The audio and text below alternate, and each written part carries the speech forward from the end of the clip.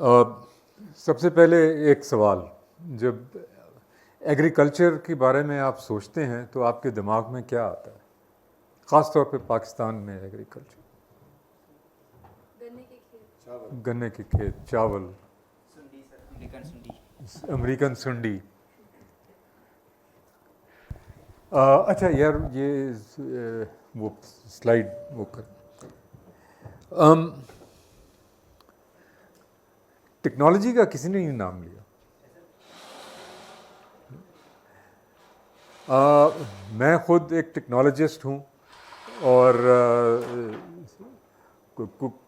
कुछ लोग शायद मुझे किसी ज़माने में नर्ड भी कहते थे। तो मैं इस शोबे में कैसे आया?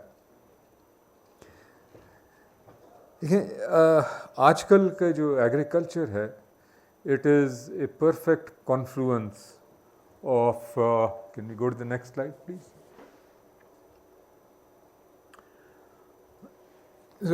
एक तो it is a very complex problem, agriculture. Why? Globally, population is increasing, and we have to double the agricultural output by 2050 to continue to feed the people. साथ साथ agriculture is also responsible for a lot of greenhouse gases. तो ये एक बड़ी complex किस्म की वो problem है। फीडिंग, फूड सिक्योरिटी, आजकल सब उसकी बात करते हैं। तो this got me interested, but also इसमें हर तरह की टेक्नोलॉजी इस्तेमाल हो रही है आज एग्रीकल्चर में। आप ड्रोन्स की बात करें, artificial intelligence, machine learning, robotics, image processing, blockchain, complex logistics,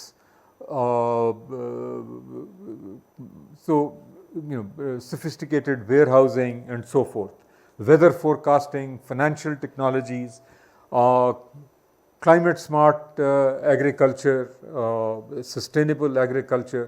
तो ये इतनी टेक्नोलॉजीज़ का एक किसी शोबे में इस्तेमाल होना बहुत ही वो rare है, and this is what really attracted me to work in this area. तो सबसे पहले मैं can we go to the next slide please?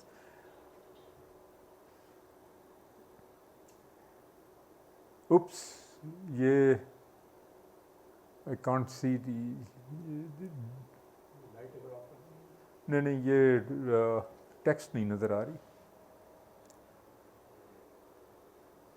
खैर, वो जो स्लाइड जो थी उसमें जो चीज़ मैं बताना चाह रहा था, हम अपने आप को तो एक एग्रीकल्चरल वो कंट्री वो तस्वुर करते हैं, but globally America is the largest exporter of agricultural products. उनकी 118 बिलियन डॉलर एनुअल उनकी एक्सपोर्ट्स हैं। बट कैन यू गेस के नंबर 2 कंट्री कौन सी होगी? Anyone from the audience?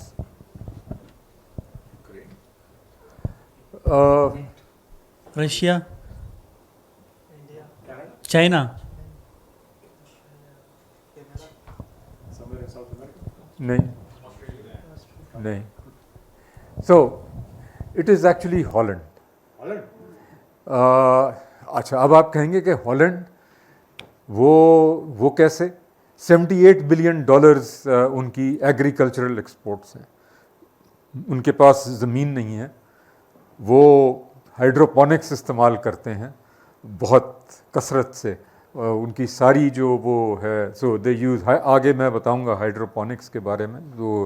तो ये टेक्नोलॉजी है, वो हाइड्रोपोनिक्स एंड वर्टिकल फार्मिंग, वो वेयर हाउसेस में और ग्रीन हाउसेस में वो ग्रो करते हैं।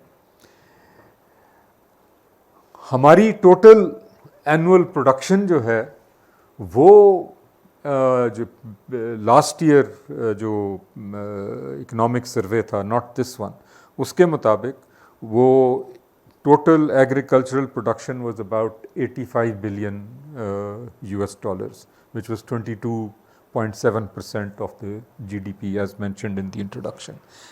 तो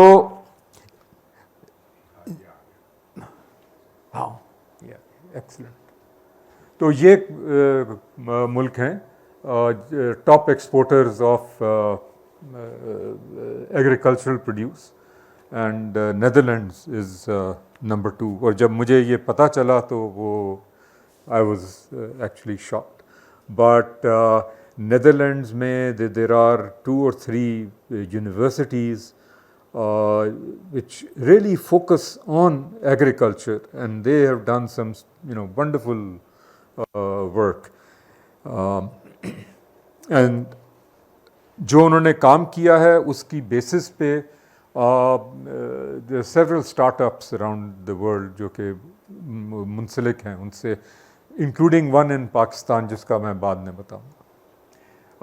Next slide please. ये स्टेटिस्टिक्स तो शुरू में वो बता दिए थे इंट्रोडक्शन में, बट इसमें एग्रीकल्चर में life stock is the largest contributor to agriculture. 60% से ज़्यादा is the life stock sector, and crops constitute 35% of the agricultural sector. Next. Acha, before I go into more details, the way I look at agriculture is upstream production and downstream activities. Har stage mein there are problems and issues that need to be addressed and solved. Upstream से मेरी मुराद है all that happens before you start sowing, जिसमें planning भी है, जिसमें आपको loan भी लेना है, जिसमें आपने फैसला भी करना है कि कौन सा सीड इस्तेमाल करना है, कौन सा क्रॉप लगाना है एंड सो फोर्थ. अच्छा, इसमें जो प्रॉब्लम्स हैं, the number 1 is the incredible shrinking farm. Next ये 1-2 स्लाइड्स के बाद मैं वो I have a picture which shows that how rapidly the average farm size in Pakistan is shrinking, and this makes the life of the smallholder farmer very difficult because वो economies of scale वो उनके पास नहीं है. Access to formal credit, especially for the smallholder farmer, is non-existent. There are, these people are at the mercy of the informal sector, जिसमें आरती is plays, the middleman plays a huge role. Crop insurance, the way it works, उसका कोई फ़ायदा नहीं है. वो it doesn't get to the payout never reaches the farmers. Obviously, there's lack of knowledge on modern and best practices, good quality inputs. You go into the rural areas and you find, in spite of all the certifications required and registrations required, वो जिसे कहते हैं 2 number का seed मिलता है, 2 number की खाद मिलती है, 2 नंबर के वो पेस्टिसाइड मिलता है, and which has a direct impact on the yield and the quality of the produce. The agricultural extension system, this is overburdened. One extension worker has to cater to maybe 5,000 farmers. It's practically impossible for this extension worker to meet each of the farmers every year or as they're supposed to every season. And then there are issues with they don't have fuel, they don't have budgets, so it's a dysfunctional system. There are efforts in Punjab and KP to digitize some of the functions of the extension, but the problem is much larger than just digitizing a few features. Updated data. This is very important. There is supposed to be an agricultural census every 10 years. The last one was conducted in 2010. And all the decision making is still being done on the basis of the the census that was done in 2010. So it is 13-14 years old data. So all the policy for all the policy inputs or all the budgetary inputs, those numbers are taken, and obviously this causes distortions in the policy as well as in the execution. Climate change. We're all experiencing climate change. So optimum sowing windows for crops, they have changed. Which crop is suitable for which area, it is changing. Weather-related disasters are increasing. So, but this is a huge issue. What crop to optimally sow, that information is not readily available with the farmers. And suboptimum crop choices for soil and climate. Next. So again, in the production stage, knowledge of best practices, but more than that, access to modern machinery, lack of accurate information on weather. बारिश होनी है, नहीं होनी, अगर बारिश होनी है तो पानी नहीं लगाना चाहिए, और अगर बारिश होनी है तो दवाई या फर्टिलाइज़र नहीं लगाना चाहिए, बिकॉज़ वो सारा बह जाएगा. 1 एकड़ पे आप दवाई लगाते हैं, वो उसका खर्चा 25-30 हज़ार रुपये होता है, तो वो आपने लगा दी, it's all washed away if it rains. तो सॉइल टेस्टिंग नहीं करते, इवन दो पंजाब गवर्नमेंट ने वो सॉइल टेस्टिंग की थी, बट आइडियली सॉइल टेस्टिंग जो है वो हर क्रॉपिंग सीज़न से पहले सॉइल टेस्ट करना चाहिए, ताकि पता चले कि आप जो वहाँ लगा रहे हैं उसके लिए वो किस न्यूट्रिएंट की डेफिशिएंसी है और कितनी है, तो उसी मिक़दार में खाद फिर इस्तेमाल करनी चाहिए. वो जो फर्टिलाइज़र कंपनीज़ हैं, उन्होंने एक फार्मूला बनाया हुआ है कि इतने बैग यूरिया आप डाल दें, इतने बैग ये डाल दें, इतने, तो उससे नुकसान ये हो रहा है कि हमारे जो सॉइल है उसकी जो क्वालिटी है वो कंटिन्यूसली वो डिटीरियोरेट कर रही है. पेस्टिसाइड, ये पाकिस्तान में अभी मैं एक पेपर पढ़ रहा था, in the last 2 decades the use of pesticide in Pakistan has gone up by 1000%, right? और FAO को Pakistan, as you will see in a table, जो कि FAO का डेटा है, वो पाकिस्तान रिपोर्ट नहीं कर रहा ये. So this is of great concern कि आप what you are ingesting every day, वो उसमें कितना पेस्टिसाइड इस्तेमाल हुआ है, और इसके इम्प्लीकेशंस हमारी हेल्थ के तो हैं, इकॉनमी पे इम्प्लीकेशंस ये हैं कि हमारा जो चावल है उसकी एक्सपोर्ट पे हो सकता है पाबंदी लग जाए, बिकॉज़ EU जहाँ बहुत चावल जाता है, अमेरिका जहाँ बहुत चावल जाता है, उन्होंने डिफ़ाइन किया हुआ है maximum residue levels of pesticides, और वो आप कंडीशन अगर ना मीट करें तो वो जो शिपमेंट्स आर रिटर्न. तो this is another important issue.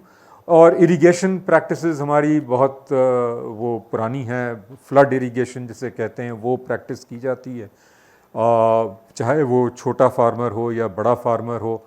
जो मॉडर्न टेक्निक्स हैं ड्रिप इरिगेशन की, पिवट इरिगेशन की, वो एक तो जो लार्ज फार्मर ही उसको अफोर्ड कर सकता है, और वो भी सारे उसको फॉलो नहीं कर रहे. तो इसमें पानी का बहुत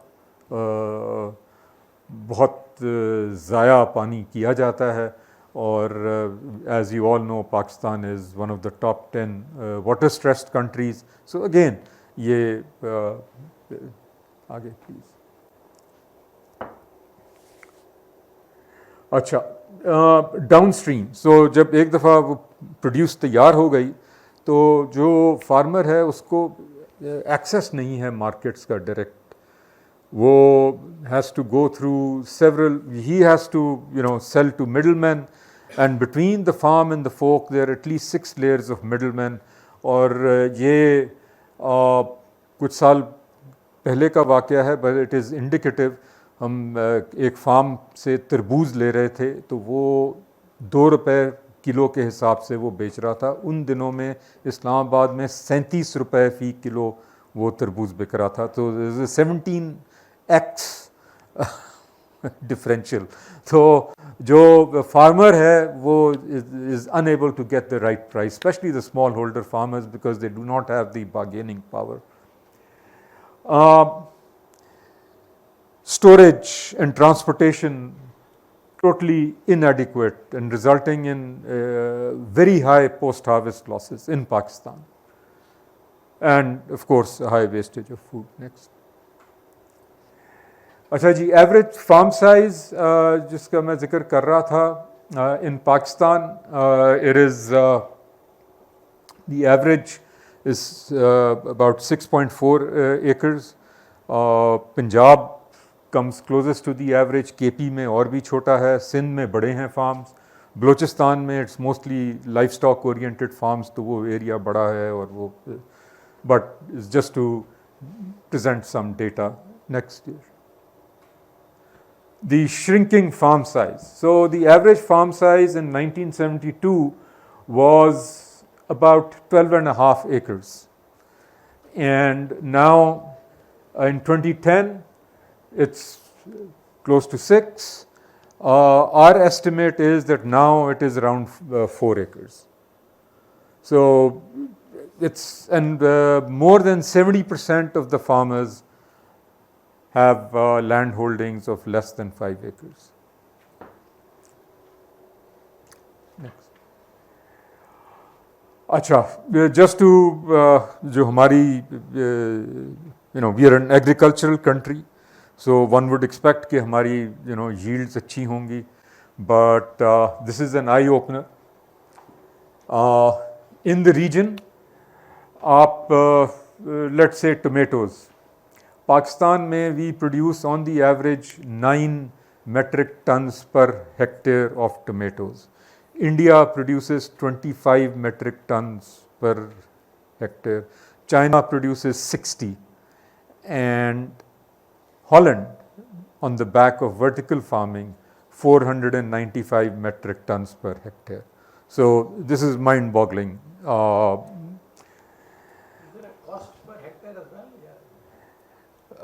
We can work out the cost, yes. I mean, I'm just saying, is it going to be dramatically different? look, I mean, so the problems of farmers in India are very similar to ours, and I think just not very long ago there were reports on the Indian media that the farmers are unable to sell their onions and tomatoes. When there was trade between India and Pakistan, a lot of those items would be imported into Pakistan. So on the one hand, we have low yields. Next. On the other, we have very high post-harvest losses. So in the fruits and vegetable sector, up to 40% of the produce is lost because of poor post-harvest practices, meaning storage, packing, grading, and all of those things, and poor transportation. वो GB से cherry आती है, वो जिन बसों में वो आती है, वो आधी तो वो रास्ते में ही ख़राब हो जाती है बिकॉज ऑफ द हीट. इस मौसम में आती हैं चेरीज़, और वो गर्मी में वो सो जो प्रॉपर लॉजिस्टिक फ्रेमवर्क है वो एग्जिस्ट नहीं करता. अच्छा, ये तो fruits and vegetables is 40, cereals and grains it is 20%. Wheat जो है वो गंदम गवर्नमेंट ख़रीदती है, गवर्नमेंट का एक इदारा है पैस्को, उसके पास कैपेसिटी है सिर्फ 15% जो प्रोडक्शन है उसको स्टोर करने की इन प्रॉपर वेयर हाउसेस. बाकी जो हैं वो जूट के बैग्स में, वो बोरियों में, गोदामों में जहाँ चूहे भी फिर रहे हैं, वो सब कुछ वो सारा कुछ वो होता है। ऑल्सो ड्राइंग अगर सही नहीं करेंगे तो aflatoxins are fungus types of fungi जिसकी वजह से कैंसर होता है। और ये मेज़ की ड्राइंग, मेज़ is by the way one of the success stories in Pakistan, but मेज़ वो फार्म लैंड पे वो मेज़ को हार्वेस्ट करके वहीं वो छोड़ा हुआ होता है ड्राई करने के लिए। वो I mean, it has to go through the proper drying process to be really edible. So, मैं आपकी जो है तवज्जो इस नंबर पे चाहूँगा कि आप इस पे तवज्जो दें। हमारी जो पोस्ट हार्वेस्ट लॉसेस का जो मुख्तलिफ एस्टिमेट्स हैं, so the most pessimistic estimate says that we lose $5 billion worth of food annually. Please, I mean, it's, we are a water-starved country, we are also a dollar-starved country, and this is really criminal. And this is where in post harvest activities में जहाँ investment होनी चाहिए वहाँ investment नहीं हो रही। हाँ, water use comparison, ये भी this is something very interesting. Fresh water withdrawal for use in agriculture, South Asia is particularly inefficient. So इसमें India, Pakistan, Bangladesh, 91% of the fresh water withdrawal is used in agriculture. But Pakistan uses 94%. So we are the worst of the worst. Europe and Central Asia uses 36%. So ये भी सोचने वाली बात है कि हम water stressed country हैं, लेकिन हमारी एग्रीकल्चरल प्रैक्टिसेस ऐसी हैं कि वो So this is a failure of our extension system. This is failure of our agricultural system. There's a lot of good work that happens in the research institutes. They publish, they do all of those things, but does that get to the farmers, the farmland? No, it does not. वो अपने वही practices और वही और इसमें बहुत सारे और issues हैं. There's a lot of money involved. Practices change नहीं करना चाहते. Wrong crop choices. Sugar cane बहुत ज़्यादा grow होता है पाकिस्तान में. It's absolutely the wrong crop for Pakistan, and so on. Next year. This is another interesting slide. Again, this is not not government of Pakistan data. This is FAO data.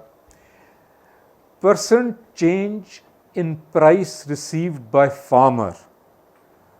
So in 2021 it went down by almost 7%. In 2019 it had gone down by 10% over the previous year. So it is continuously declining. Farmers are, they're bearing the brunt.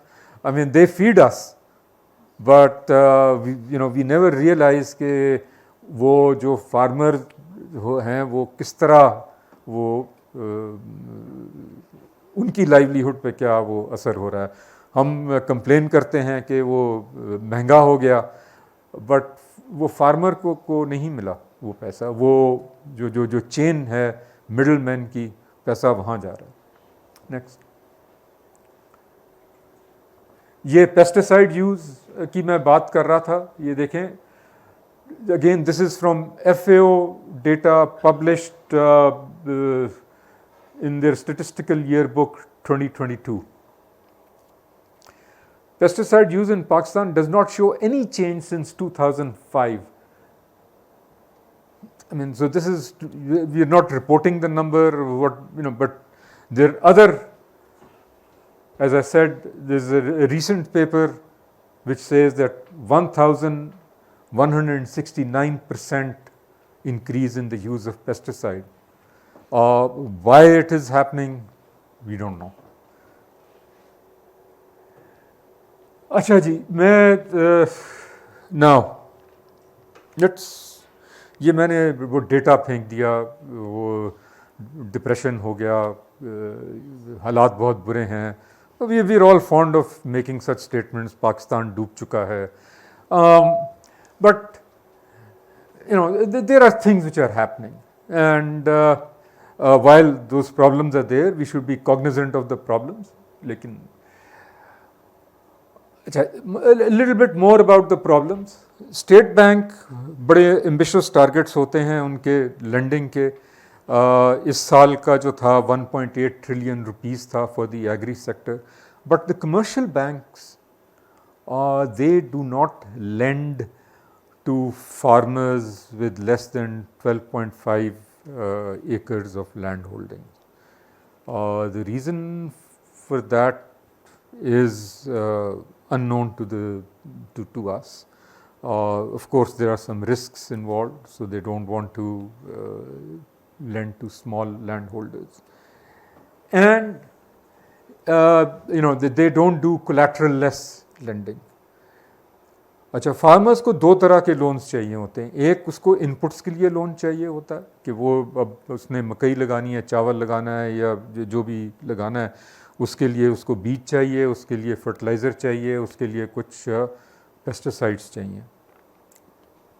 Now इसके लिए typically जो lending mechanism होता है वो farmer को loan दिया जाता है और उसकी रिकवरी एक वक्त में होती है जब हार्वेस्ट हो जाए. तो these are called bullet loans. And then there are loans for machinery, and so those are regular loans with a payback period of 3 to 5 years. So how do the farmers get the money?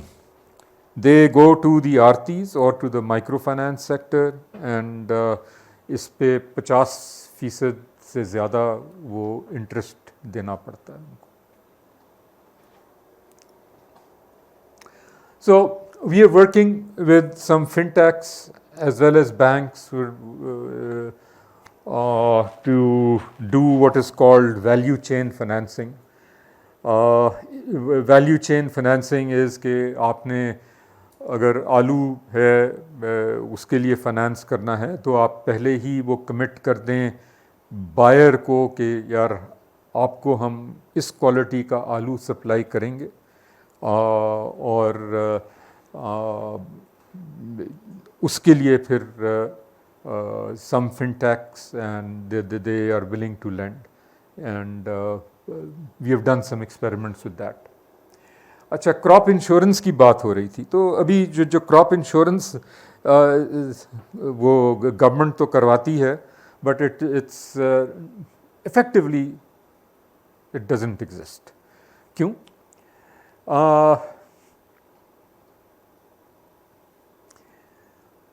First of all, अगर वो insurance का पे out मिलने के लिए सब पहला step ये होता है कि government has to declare an area a disaster hit area. उसके भी अपने कुछ वो हैं कंडीशंस हैं कि at least 50% of the crop in that area should be destroyed. जब वो डिज़ास्टर हिट एरिया डिक्लेयर हो गया तो then the farmer has to file a claim. वो जब क्लेम फाइल करता है तो इंश्योरेंस कंपनी का आदमी, क्लेम एडजस्टर, वो वहाँ आता है, वो अपनी असेसमेंट करता है और फिर वो अपनी रिपोर्ट देता है. उसके बाद शायद पैसा फार्मर तक वो आता है, और ये this process takes 8 to 10 months. In Africa and in Latin America and also in East Asia, there is this concept of parametric insurance. So I'll explain it very simply, and we've done a pilot. We did a pilot for this. It was very successful, And now there are at least 2 insurance companies in Pakistan who are offering parametric insurance to farmers. The way parametric insurance works is, let's say the peril that you are insuring against is rain, either excessive rain or insufficient rain. तो वो based on historical data उस crop के हर stage पे, so you know sowing, germination, flowering, harvest, they determine cumulative rainfall levels for each stage and define upper and lower thresholds. So at the end of a stage, if the upper or lower threshold is breached, there is an automatic payout without a claim being filed. So the farmer gets the money right there and then.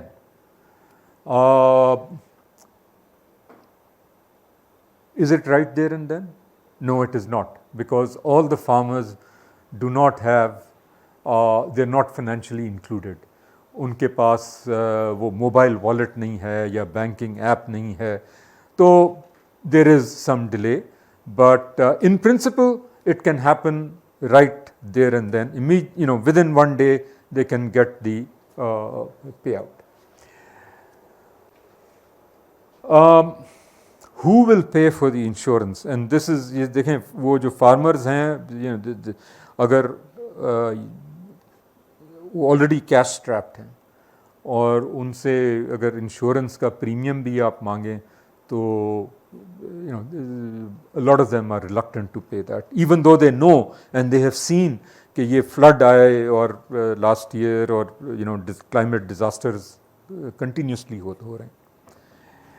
So internationally, even in the US, the US Department of Agriculture subsidizes crop insurance. So our government has to, they talk about it, but nothing gets done. Next year. Soil testing. I've met maybe over the last few years, I've met maybe 1,000 farmers personally, और उनसे सबसे मैंने सवाल किया कि यार आपने कभी वो जायज़ा करवाया अपनी ज़मीन का? There was one farmer, just one, जिसने कहा जी कराया था और 1996 में कराया था. So क्यों नहीं कराते? देखें, गवर्नमेंट की लैब्स हैं, कुछ नॉन फंक्शनल हैं बट हैं, कुछ ये फर्टिलाइज़र कंपनीज़ ने भी बनाई हुई हैं, कुछ तो there are labs. The problem is कि आपको अपना सैंपल वो पैक करके भेजना पड़ता है, वो 8 से 10 दिन लगते हैं उसका रिज़ल्ट आने में, और उस वक्त तक शायद वक्त निकल चुका होता है. नंबर 1. नंबर 2, ये अगेन ये एक पेपर अभी रिसेंटली मैं पढ़ रहा था जिसमें वही जगह का सैंपल मुख्तलिफ लैब्स को भेजा गया, तो जो वेरिएशन थी रिज़ल्ट्स में वो 80% थी. तो आई मीन वो आप ना ही भेजें तो बेहतर है. तो मैं इस वक्त I am working with a group at MIT. वहाँ एक वो स्टूडेंट वो एक प्रोडक्ट बना रहा है for rapid soil testing and cheap and real time. वो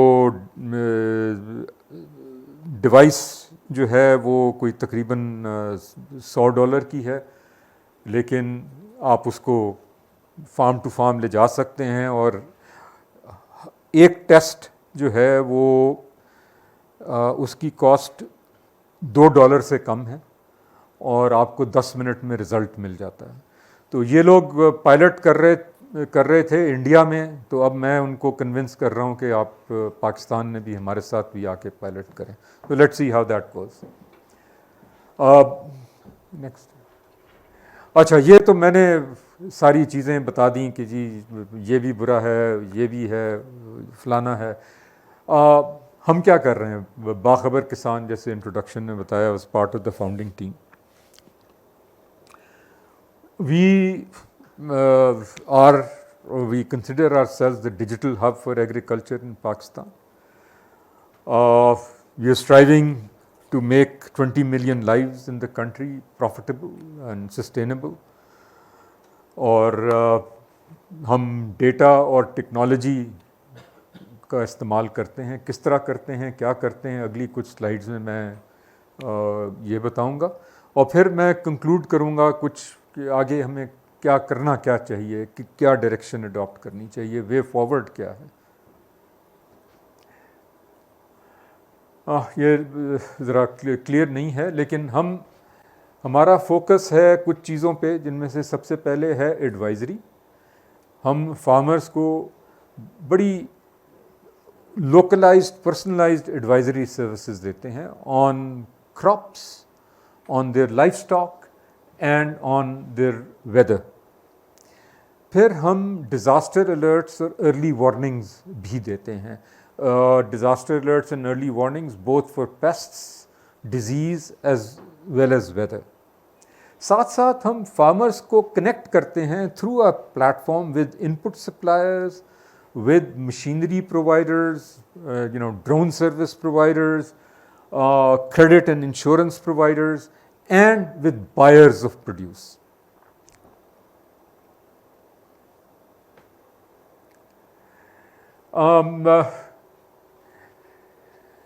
देखें, जो हमारे साथ फार्मर इंगेज होता है, उसको हम एट द प्लानिंग स्टेज हम उनके साथ इंगेज होते हैं, उनके एडवाइस उनको देते हैं कि उनके इलाके के मुताबिक कौन सी वैरायटी, कौन सा सीड उनके लिए बेहतर होगा।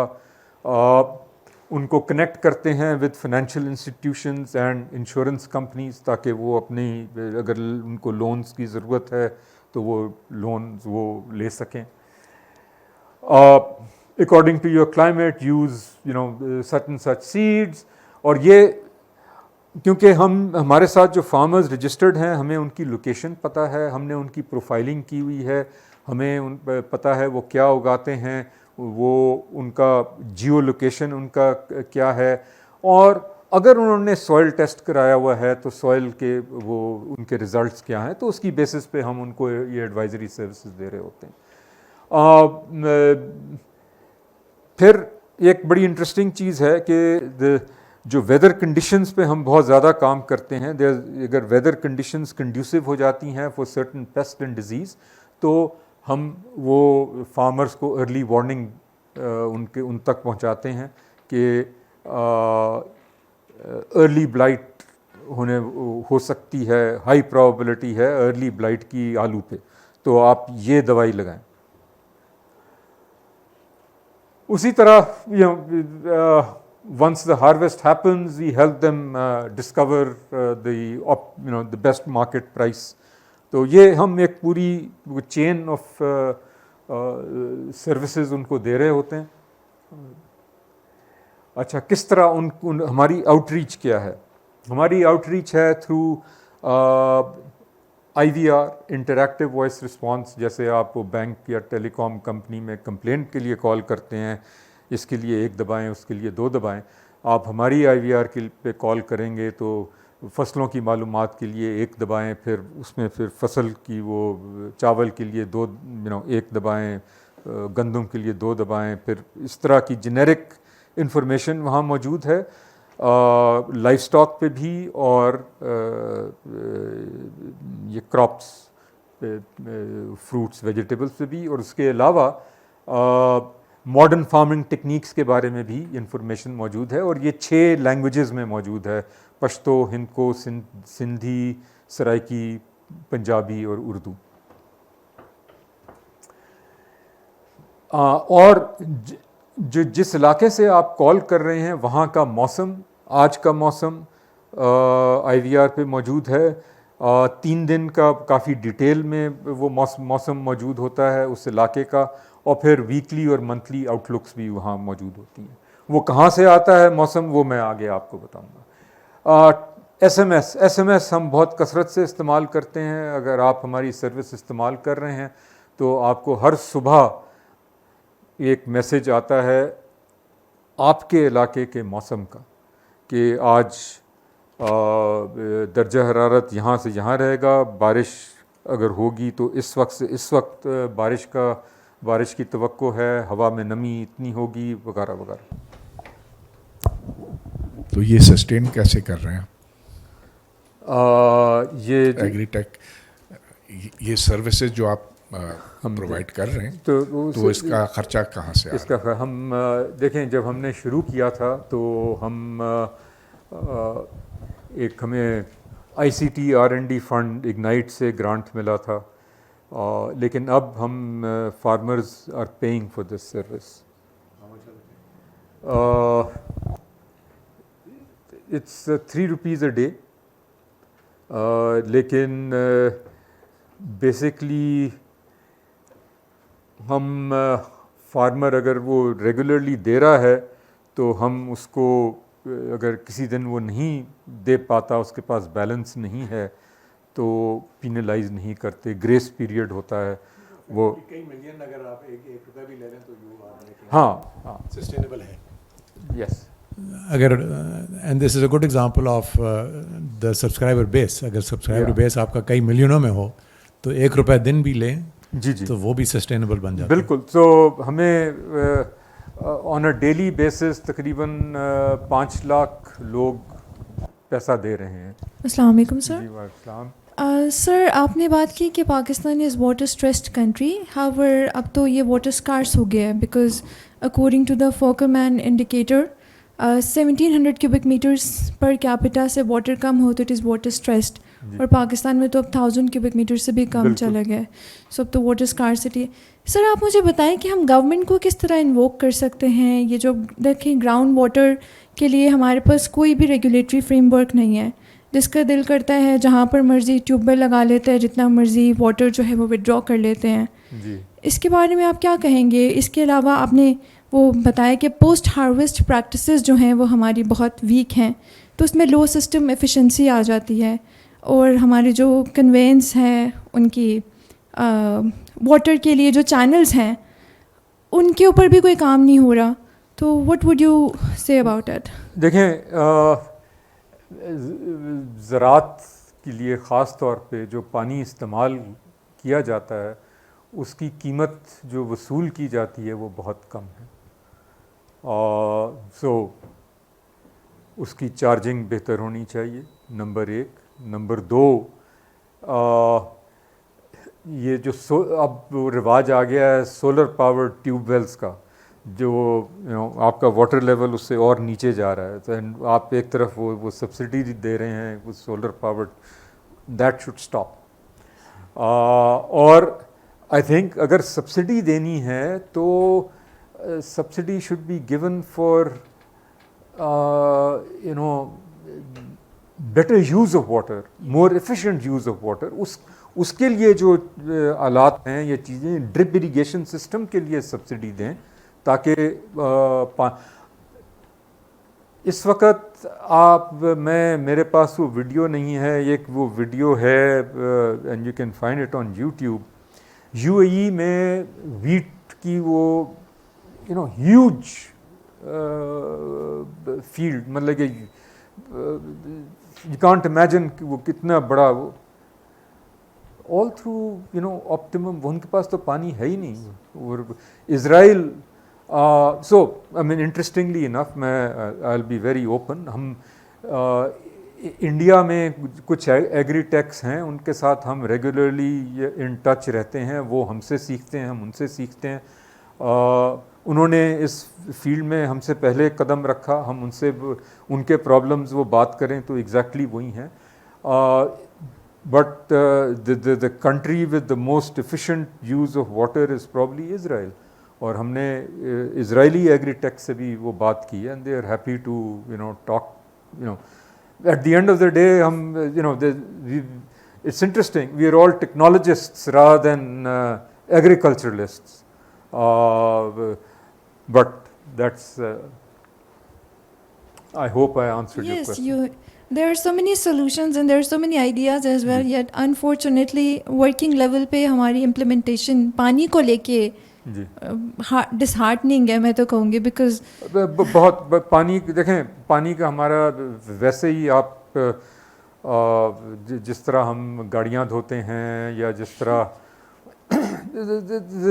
वेस्टेज ऑफ वाटर, वी हमें नहीं वो कदर, जिस दिन वो केप टाउन वाला हाल होगा उस दिन मेरा ख्याल में शायद सब एग्जैक्टली सर 2025 में आपको क्या लगता है कि पाकिस्तान किस सिचुएशन पे होगा? अभी जो वाटर सिचुएशन आप देख रहे हैं, रिजर्वोयर्स तो है नहीं, रेगुलेटरी फ्रेमवर्क्स भी नहीं है, तो आपके ख्याल में क्या सिचुएशन? मेरे ख्याल में साउथ अफ्रीका होगा, फिर हमें पानी जो है ना बोतलें गिन गिन के रखनी पड़ेंगी। There you go. अच्छा जी, सो एसएमएस की मैं बात कर रहा था, हम क्वेश्चंस फिर बाद में कर लेते हैं। तो एसएमएस मौसम का वो एसएमएस जाता है और फिर पूरे हफ्ते में हम और भी वो टेक्स्ट मैसेजेस भेजते हैं जिस पे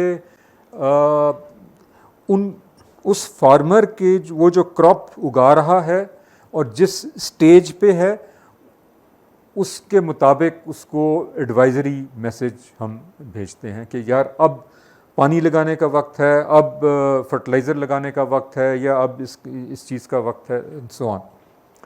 फिर हमारा कॉल सेंटर भी है, हेल्पलाइन, जिसमें कोई 40 से करीब एजेंट्स हैं, and they are not normal agents, they are all graduates of agri universities और डॉक्टर्स ऑफ वेटनरी मेडिसिन और मीटीरियोलॉजिस्ट्स, ताकि जो फार्मर है उसके वो जो उसके क्वेश्चन है या प्रॉब्लम है उसको वो एड्रेस कर सकें अप्रोप्रिएटली। वॉइस मैसेजिंग हम इस्तेमाल करते हैं ज़्यादा डिज़ास्टर अलर्ट्स और अर्ली वार्निंग्स के लिए। मोबाइल ऐप भी है, वेबसाइट भी है, सोशल मीडिया, यूट्यूब पे हमारे कोई 300 के करीब वीडियोस हैं ऑन बेस्ट फार्मिंग प्रैक्टिसेस। हमने रिसेंटली ऑन फील्ड एक्टिविटीज़ भी शुरू की हैं। हम फार्म पे जाके हम अभी 2 डिस्ट्रिक्ट्स में हैं, फार्म पे जाके हम फार्म गेट पे एडवाइजरी सर्विसेज देते हैं। हमारी वहाँ दुकान भी है तो हम इनपुट्स भी बेचते हैं, व्हाट्सएप भी है।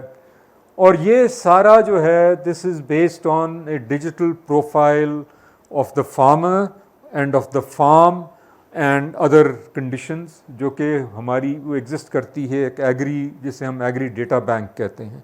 उसके ऊपर फिर हमने एल्गोरिदम्स बनाए हुए हैं जो कि ये सारी ये प्रोएक्टिव एडवाइजरी सर्विसेज जो हम दे रहे हैं।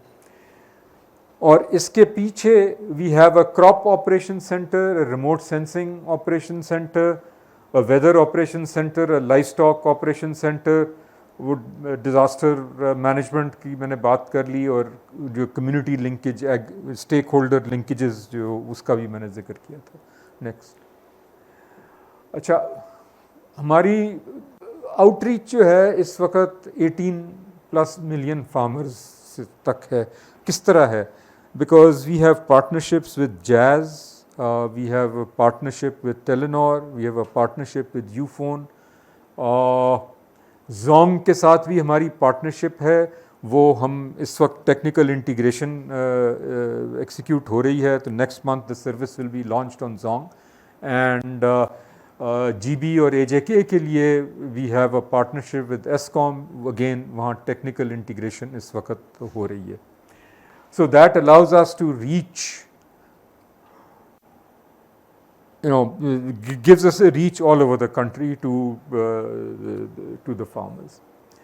Just to give you an idea of the scale, हम कोई 500 million text messages हम भेजते हैं हर महीने, और हमारे IVR पे दिन की हमने 2.5 लाख कॉल्स हैंडल की हुई हैं।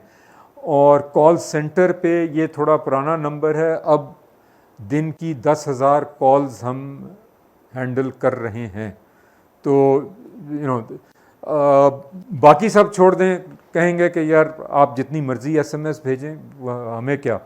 बट द प्रूफ कि the farmers want more information, they want advice on their problems, is the inbound calls to the IVR and the call center. Yeah. Next. अच्छा, हमारा इम्पैक्ट वेरी क्विकली, जिन farmers के साथ हमने closely काम किया है, we been able to increase their net income by 60%. Next. अच्छा, ये weather, so this is very very exciting and very close to my heart, and हमें तकरीबन 55% जो कॉल्स आती हैं वो मौसम के लिए आती हैं, इवन दो हम मौसम के हालात वो SMS से भेजते हैं, but they want more details, they want confirmation and validation and so on. और हम क्यों इतना एक्यूरेट हैं? देखें, हमने बहुत सारे वेदर सर्विस प्रोवाइडर्स से बात की, IBM से बात की, हमने कुछ एग्री फोकस्ड हैं, टुमारो एक वेदर सर्विस है, एक एवेयर है, इन सब से बात की. उन्होंने कहा कि पाकिस्तान के जो फोरकास्ट है वो 70% से ज़्यादा एक्यूरेट नहीं है. वेरएज़ आप अगर अमेरिका जाएं तो वो आपको बता देता है कि अगले 15 मिनट में आपके इलाके में बारिश होने वाली है, और बारिश हो जाती है. तो पता ये चला कि पाकिस्तान में कुल कोई 40 ऑटोमेटिक वेदर स्टेशंस हैं जो कि IBM जिनसे डेटा ले रहा है, या और जो वेदर सर्विसेज हैं वो डेटा ले रही हैं to generate the forecast for the entire country. So 40 weather stations for such a large country are nearly not enough. Number one. Number two, सवाल ये आता है कि पाकिस्तान मेट डिपार्टमेंट क्या कर रहा है. पाकिस्तान मेट डिपार्टमेंट के पास बहुत अच्छे लोग हैं, बहुत कंप्यूटेशन पावर है, लेकिन उनके जो 120 वेदर स्टेशंस हैं मुल्क में, जिसमें से वो 40 ऑटोमेटिक हैं, बाकी जो हैं वो बंदा जाता है, चाबी से वो खोलता है, रीडिंग लेता है, वो फिर किसी तरह पहुंचाता है, तो वो रियल टाइम नहीं होती और उसमें एरर्स भी होते हैं. तो इसको दूर करने के लिए हमने ये फ़ैसला किया कि हम खुद वेदर स्टेशंस लगाएंगे. और हमने मुख्तलिफ ट्राई किए, पाकिस्तानी ट्राई किए, ख़ुद भी बनाए, चाइनीज़ भी ट्राई किए, पाकिस्तानी भी ट्राई किए, but eventually we settled on an American company Davis, जिसके हम वेदर स्टेशंस लगा रहे हैं. Working with the met department, we have divided the country into 620 climatic zones, और हर जोन में एटलीस्ट एक वेदर स्टेशन लगा रहे हैं. इस वक्त 110 लग गए हैं. वो ज़रा पेस स्लो हो गई है because of the issues with imports, but we hope that by the end of next year we will have a network of 1000 weather stations across the country. इसके साथ साथ हमने ये भी किया कि ये जो ग्लोबल फोरकास्टिंग मॉडल्स हैं उनको we are down scaling them for Pakistan, और ताकि ये जो डेटा है हम उन मॉडल्स में फीड करें और हम ही वो फोरकास्ट्स जनरेट करें. और साथ साथ इसमें हमारी एक और टीम है जो कि आर्टिफिशियल इंटेलिजेंस और मशीन लर्निंग इस्तेमाल करके फोरकास्टिंग करने की कोशिश कर रही है. So this became so big कि हमने एक कंपनी अलहदा वो इसको स्पिन ऑफ कर दिया, उसका नाम वेदर वाले है. उनकी ऐप आप डाउनलोड कर सकते हैं और वो आपको हाइपर लोकल वेदर इंफॉर्मेशन और अलर्ट्स आपके फ़ोन पे भी वो आती हैं. तो हम ये पूरी चैनल्स के ज़रिए daily forecast, 3-day forecast, disaster alert और वीकली और monthly forecast we share with the farmers. Next. उसी तरह हमारा क्रॉप ऑपरेशन सेंटर है जिसमें we have domain experts and we are generating real-time crop advisory, dynamic user-based dynamic advisory, disaster alerts and best farming practices which are disseminated using the same channels. Next. Same concept for livestock. Next. Then we are using satellite imagery. अभी हम इस्तेमाल कर रहे हैं Sentinel constellation है और Landsat. The reason we are using these two is because access to their data is free of charge. इसमें जो use cases हैं crop identification, health monitoring, yield estimation, identifying problem areas, disease areas and so on, and predictive analytics for diseases and disasters. किसको फ़ायदा है? Banks, lenders, उनको फ़ायदा है कि उनके अगर एक फार्मर का वो प्रोड्यूस ऑप्टिमम नहीं जा रही तो we can inform the farmer proactively as well as the bank. And insurance companies, they need this information, government needs it, and of course farmers. Next. ये वैसे ही मैंने लगाया है, ये सैटेलाइट इमेजरी, इस तरह की हमें इंफॉर्मेशन मिलती है. तो ये जो रेड कलर है, दिस इंडिकेट्स कि there is a problem, this is probably pest attack और सम डिजीज अटैक. नेक्स्ट. चलें आगे चलें. अच्छा, तो थोड़ा सा, I mean we are not the only ones in the country who are working in this area.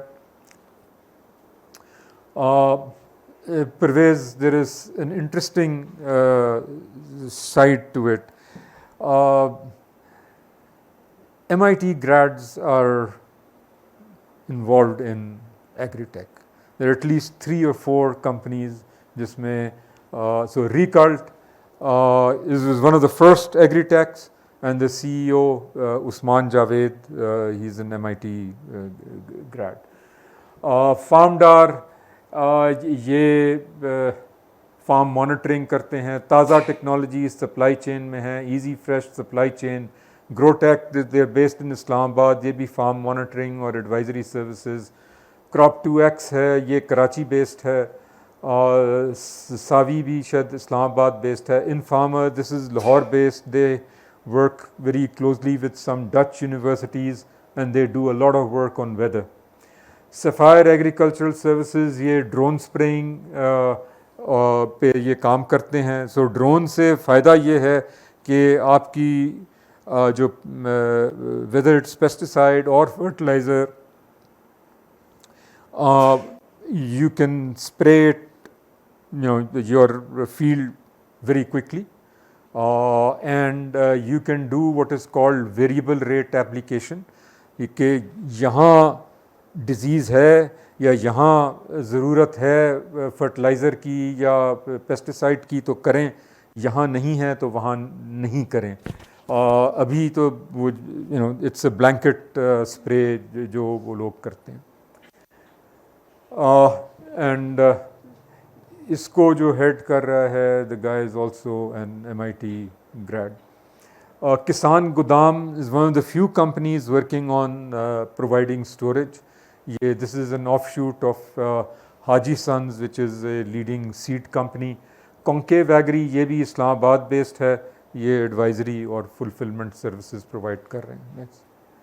ये कुछ कंपनीज़ हैं इंडिया की जिनके साथ we are in touch.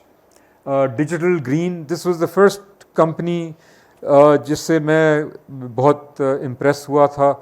Again the founder is an MIT grad और ये वीडियोस बना रहे थे on best practices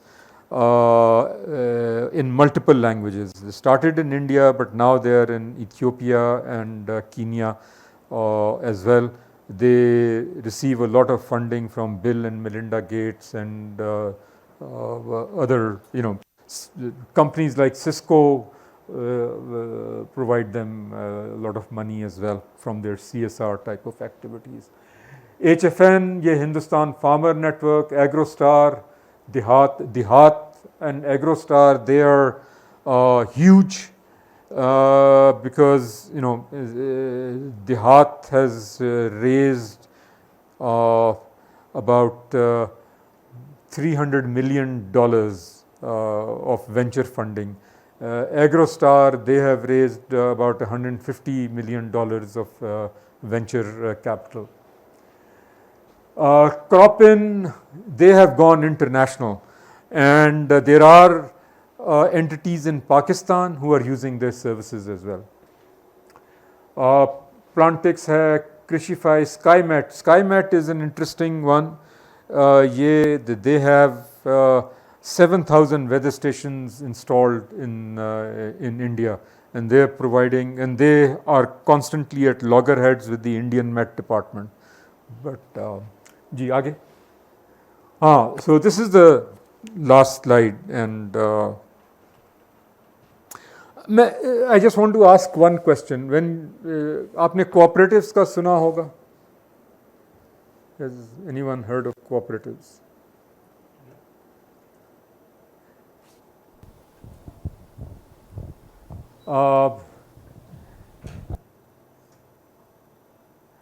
So the cooperatives are, when group of people come together for a common purpose, or there is a Cooperative Societies Act है 1925 का, which governs these cooperative societies.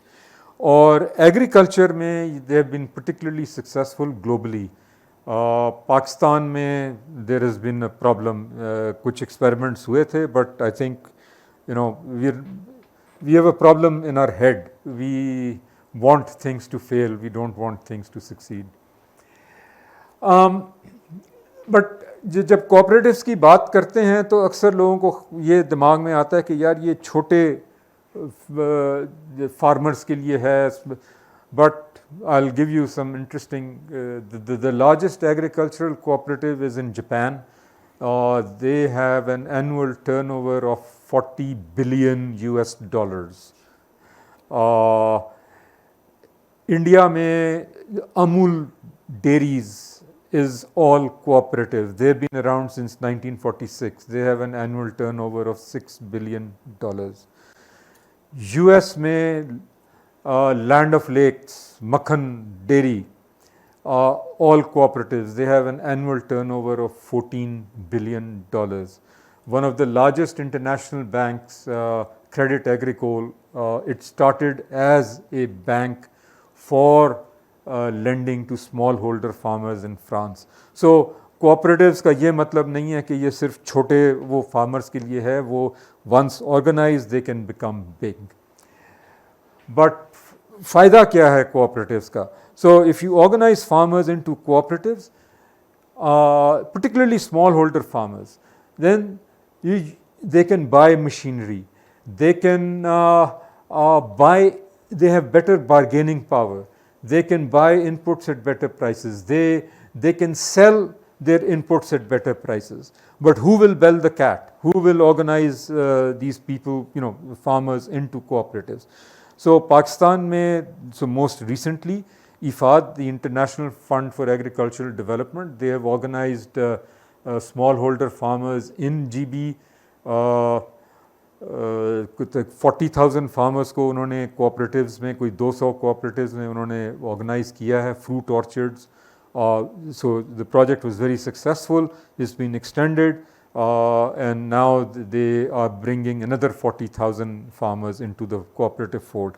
But more interestingly, seeing that KP government and IFAD, they have floated an RFP to organize 785,000 smallholder farmers in KP into cooperatives. So फ़ायदे इसके बहुत ज़्यादा हैं. जो exploitation वो जो middleman करता है उससे आप निकल सकते हैं. और फिर ये you can decide as a cooperative कि यार मैंने टमाटर करने हैं, मैंने wheat करनी है, and you create linkages, downstream linkages with food processes. For medium to smallholder farmers and largeholder best practices,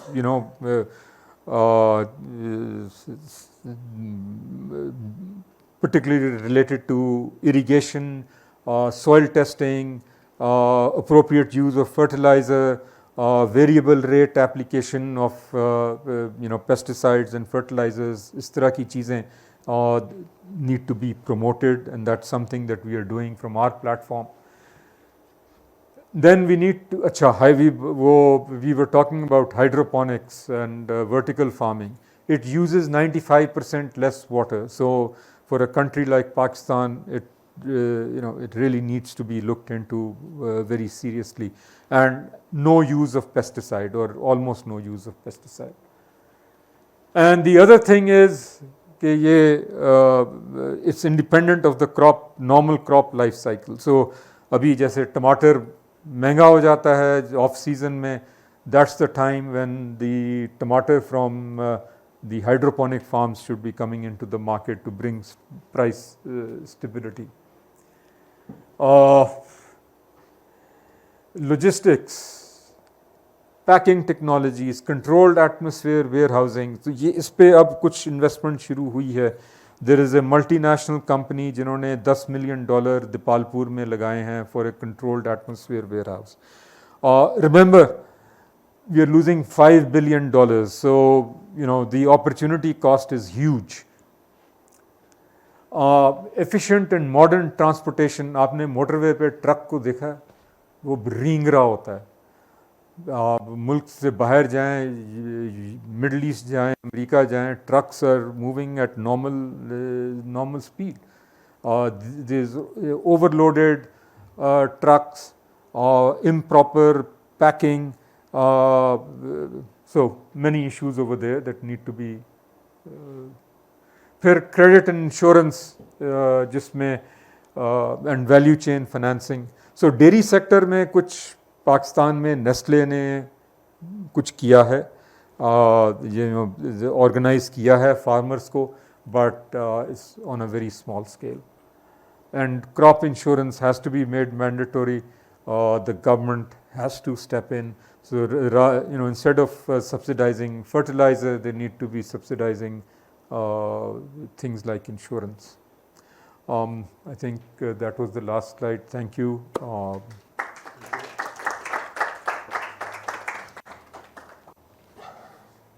province wise कैसा रिस्पांस है आपको कि कौन से प्रोविंसेस जो हैं वो आपके लिए मतलब फार्मर्स का या अदरवाइज? देखिए province wise and government wise as well कि कौन सी गवर्नमेंट, प्रोविंशियल गवर्नमेंट आपको कौन सी ज़्यादा सपोर्ट कर रही है? Right, good questions. देखिए जो हमारा जो कस्टमर बेस है वो it reflects the farmer demographic in the provinces. So हमारे जो कोई 72% of our customer base is from Punjab,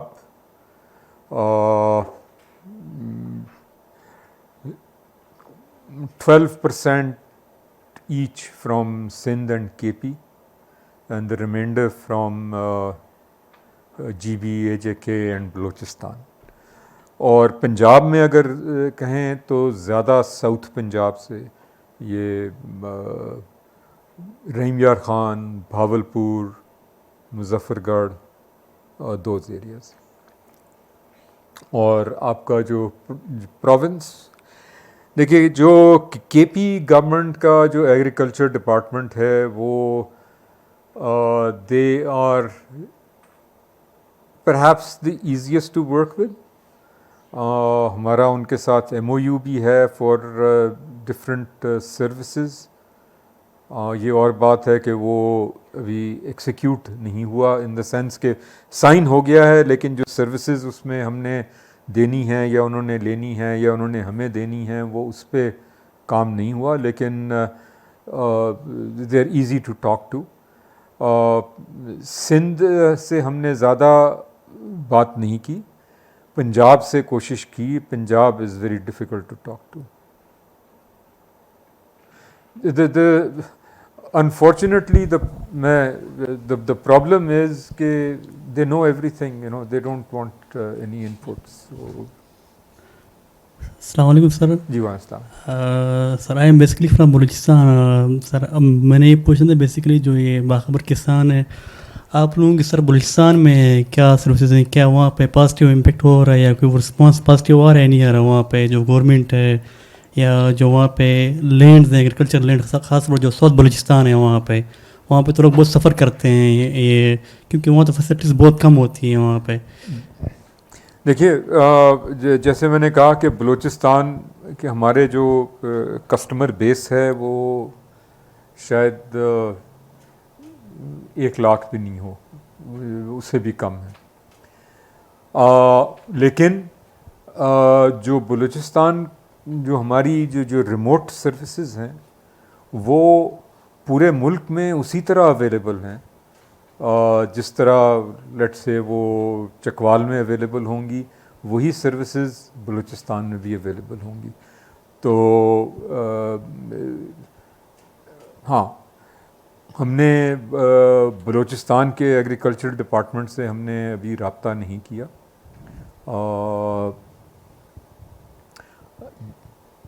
वो हमें करना चाहिए। वो सिंध और बलूचिस्तान के साथ अभी नहीं किया, उसमें जो है डिस्टेंस का फैक्टर भी है। हम इस्लामाबाद में बैठे हैं।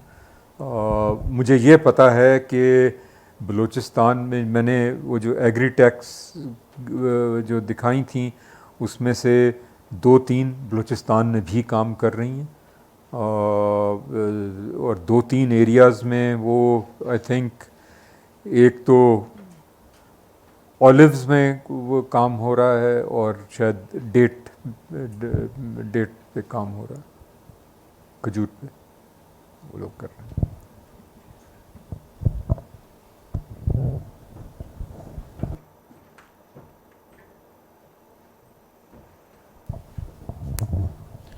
जी सर, मैंने आपके कहने पे वेदर वालों की डाउनलोड कर ली है। अच्छा ठीक है, अब देखते हैं कि क्या होता है। अच्छा सर, ये बताइए कि ये जो आपने प्रोडक्ट्स के बारे में बात की, क्या ये कंज्यूमर एंड पे भी कुछ अवेलेबल है? क्योंकि अगर मैं ये चाहता हूँ कि अगर मुझे जो है अपने घर के लिए गंदम चाहिए और वो बगैर खाद के हो, ठीक है, विदाउट फर्टिलाइज़र जो है, जी जी, तो क्या ये आम कस्टमर के लिए या आम पर्सन के लिए अवेलेबल हो सकती है? देखिए हमारी एक सिस्टर कंपनी है फार्म टू होम, वो एक उसके बारे में मैंने ज़िक्र नहीं किया, लेकिन वो बेसिकली क्या करते हैं, वो फार्मर से इनपुट्स नहीं, वो आउटपुट प्रोड्यूस ख़रीदते हैं और आपके डोर स्टेप पे वो डिलीवर करते हैं। और अभी इस्लामाबाद में ये सर्विस मौजूद है, आप उसकी ऐप डाउनलोड कर लें, उसकी भी फार्म टू होम, और उसको आप ट्राई करें। लेकिन गंदम शायद उस पर नहीं है। और देखिए ये जो आप बात कर रहे हैं कि वो ऑर्गेनिक हो, वो उसकी गारंटी हम नहीं दे सकते, क्योंकि वो उसका एक वो पूरा सर्टिफिकेशन प्रोसेस है जिसके तहत वो चीज़ें वो ऑर्गेनिक वो सर्टिफाई होती हैं। वो पाकिस्तान में बहुत कम प्रोड्यूस ऐसी है जो कि ट्रूली जिसे कह सकते हैं ऑर्गेनिक हो। क्योंकि ऑर्गेनिक के हवाले से हम देखें तो मैं तो ये कहूँगा कि हम जिस जनरेशन से ताल्लुक़ रखते हैं शायद हमें तो पता भी नहीं हो कि कैसी होती हैं ओरिजिनल। क्योंकि अगर हम शहद ही लेने चले जाएं या हनी, उसके बारे में हमें बिल्कुल आइडिया नहीं है कि असल शहद कैसा होता है। तो आपने एक बड़ी इंटरेस्टिंग बात की। देखें ये जो पेस्टिसाइड का जो इस्तेमाल है उसका एक साइड इफ़ेक्ट ये है कि हनी बीज जो हैं वो मर रही हैं, और there is a drastic reduction globally in the number of honey bees, जिससे वो फिर और इम्पैक्ट हो रहा है, पॉलिनेशन पे वो इम्पैक्ट हो रहा है। तो वो एक और चैप्टर है जो कि वो थैंक यू।